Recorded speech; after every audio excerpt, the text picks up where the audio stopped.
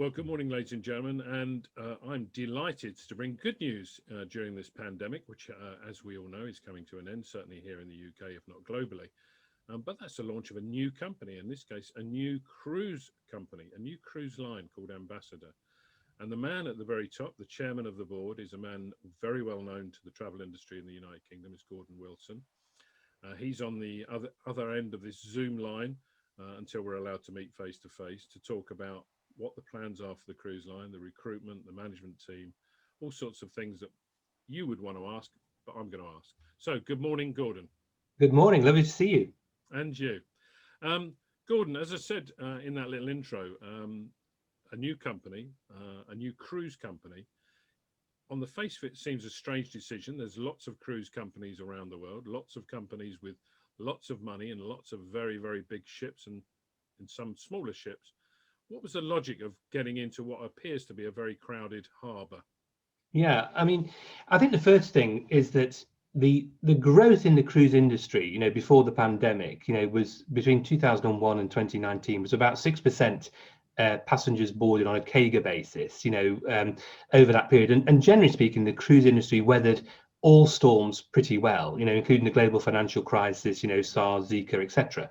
Now, COVID's been a different beast altogether, not just for the cruise industry, but for the wider travel industry and the economy generally. But the good news is that we're coming out of it. Certainly, the UK is, with the level of vaccination, etc. So we believe that because during the pandemic, one cruise line in the UK, CMV Cruises, unfortunately went under. It had too much debt and a very complicated structure and insufficient liquidity.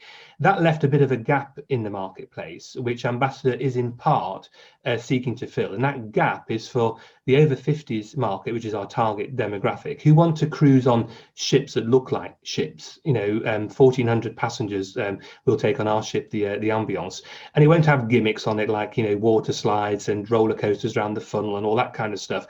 It'll be a quality, stylish product. And we believe the over 50s market is a good one to target because if you look at the over 50s population in the UK, it was about 36% of the total population in 2013. By 2028, it'll be near enough 40% of the UK population.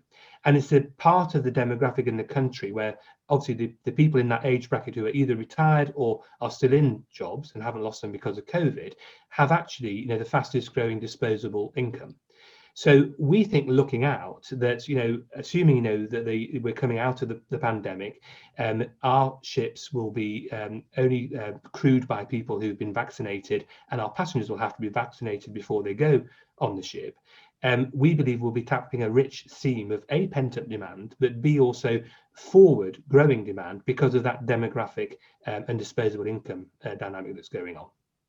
Well, the financial logic and the logic appears to be sound. Obviously, you've done your research, but you're painting a picture of a cruise line where I would have to dress for dinner every night with a black tie and being very stuffy. A 50-year-old or even a 60-year-old is a slightly different person from than a 60-year-old in the 1930s. What sort of product would I be getting if I purchased a cruise on your ship? Yeah, you won't have to dress for dinner every night, unless you choose to. What we'll have is obviously there are 5 restaurants on board. One will be the kind of the general restaurant, and it'll all, by the way, be service restaurants. So there won't be any self-service buffets, etc. It's all service because that's part of style. If you go on holiday, I think it's nice to be served, and that's what we'll imbue. You won't have to dress up for that, but if you want to go to one of our premium restaurants, you may elect to do so because that's part of the dynamic of having a fine dining experience. And of course we'll have the traditional gala ambassador dinner where people do actually like, no matter what their age, to get dressed up for a special occasion. You don't have to go to it, but if you do, we're not going to throw anybody out, but it wouldn't really be appropriate to turn up for it in your beach shorts and your tackies or whatever. But I think there is a kind of certain finesse and style that everybody in every age group would like to have when you're going on holiday. Fair enough. Yeah, I understand the sort of what you're trying to achieve. Now, what are the timings on this? I mean, you're launching or announcing the start of the company today. When's the first cruise? I noticed in your pre-launch spiel that you're very keen to work with the travel industry, which presumably means you would like to sell cruises through the trade, and you'll also be recruiting. Where are you at, first of all, with the timings of all of that? Right. The first cruises will go on sale in June. So we're announcing today. The website will be open to actually take bookings, in June. So all the itineraries and prices will be, released, then. We're on first cruise, physical cruise will be on the 6th of April, 2022. Which will be a kind of an inaugural cruise to Hamburg. And then there's a whole program of cruises, 33 sailings planned out, taking in 88 port destinations, from April the 6th onwards. And initially we said we're going to go to the Norwegian fjords, up to Greenland, Iceland. We're going to do the Black Sea Baltics, etc. We won't be going to the Mediterranean. That's a kind of overcrowded, crowded marketplace, what it has been, and it's not going to be top of our agenda. And then in the winter, we'll go to places like the Canary Islands. We've got a plan to do a cruise down to Cuba, in the Caribbean, which will be quite lovely. And all those details, will be released. They're still being fine-tuned, as you might imagine, in the June timeframe. In terms of hiring people, the great news is we've already got an office in Purfleet, near to Tilbury, which is where our cruises will go from. There are 35 people already hired in the business. I would think over the next period of time that'll be near enough 100, and then we have to start hiring the crew for the ship, and the ship will have 650 crew on board. And so we aim for that 650 to have a pretty good level of UK nationals hired into our crew on board. Certainly people like the show people, dancers, singers, performers, etc., will largely be British, because that's from history has shown is a very good dynamic to have. So it's going to be quite a large employment base. We hope that as a result of being the first new cruise line coming into the marketplace for a long time, and there's been a lot of people displaced, good people unfortunately displaced from the wider travel industry and hospitality as well as cruises, that we will have the pick of the crop in the terms of the quality of people we can attract to come and work for our cruise line. We are going to train them extremely heavily, because it's really important that ambassador experience starts with the people, and that's the people who work on shore in the call centers and elsewhere, as well as the people on the ship. And then I think your last question was on the trade. We value the travel trade. We want them to know about our products and to sell our products. We'll pay commission, and as you would expect for them to do so. We're already engaged in talking to some of the the bigger players who specialise in cruise, as you might imagine. I'm not in a position to say who or terms, etc., as you might imagine, and that's all very confidential as we finalise this. But the ones we've spoken to so far are very excited about having this product to sell into the UK market.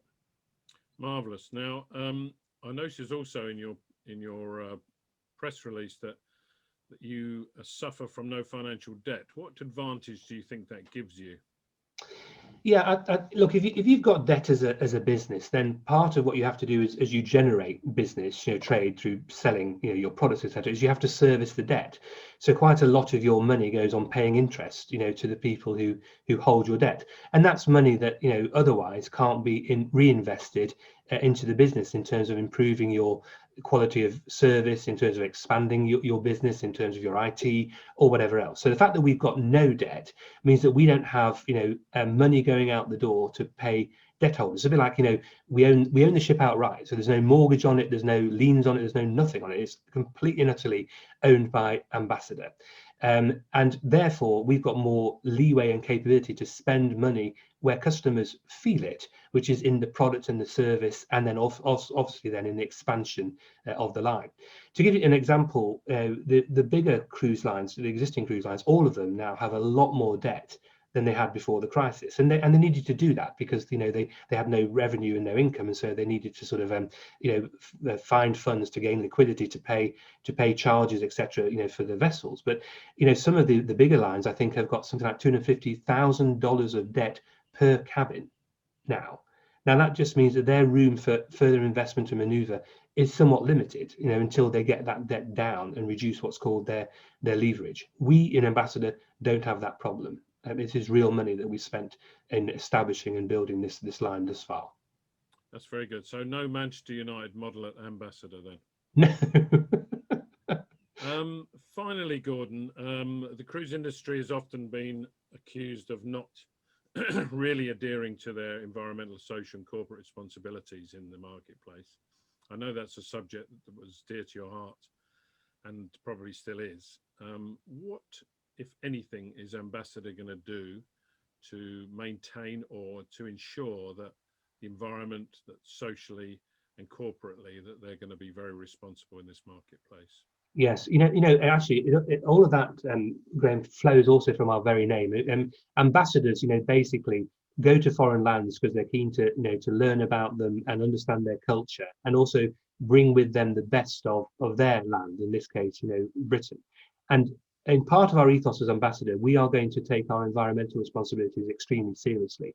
One of the reasons we're not launching the first operational cruise until April is that we're going to upgrade the engines on board the ship to be what's called Tier 3 compliant. This is the International Maritime Organization Tier 3, which is about reducing nitrous oxide emissions. And that's a big engineering project. And we're talking about, tens of millions of pounds, to further investment, to do this, because it'll involve, cutting a hole in the hull, taking out the old and putting in, basically super high grade catalytic converters, which are pretty costly in themselves, which means that our ships will have 90% lower nitrous oxide emissions than what are called Tier 1 ships, which are most of those that are sailing at the moment. And actually we're skipping a stage, we're going straight to Tier 3 and not doing Tier 2, which becomes law in January next year.